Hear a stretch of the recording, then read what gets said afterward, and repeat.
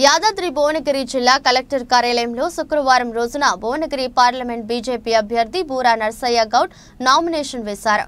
23న పెద్ద ఎత్తున ర్యాలీతో మళ్లీ నామినేషన్ వేస్తానని తెలిపారు.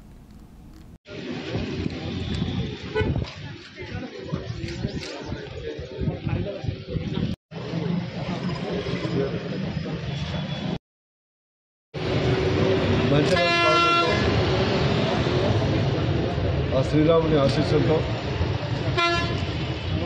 మోడీ గారి యొక్క సపోర్ట్తో మా స్థానిక అధ్యక్షులు పాషం భాస్కర్ గారు, టౌన్ అధ్యక్షులు బలరాం గారు, జగన్మోహన్ రెడ్డి గారు మరియు ఇతర నాయకుల సమక్షంలో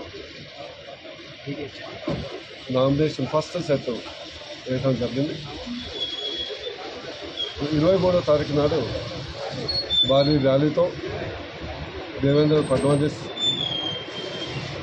మహారాష్ట్ర ఉప ముఖ్యమంత్రి, మాజీ ముఖ్యమంత్రి మరియు తెలంగాణ రాష్ట్ర బీజేపీ అధ్యక్షులు కిషన్ రెడ్డి గారి యొక్క ఆధ్వర్యంలో ఆ రోజు నామినేషన్ ర్యాలీతో పాటు నామినేషన్ వేయడం జరుగుతుంది.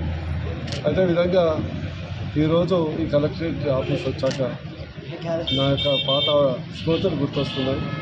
నా హయాంలోనే ఈ యొక్క కలెక్టరేట్ ఆఫీసు నిర్మాణం చేయడం జరిగింది.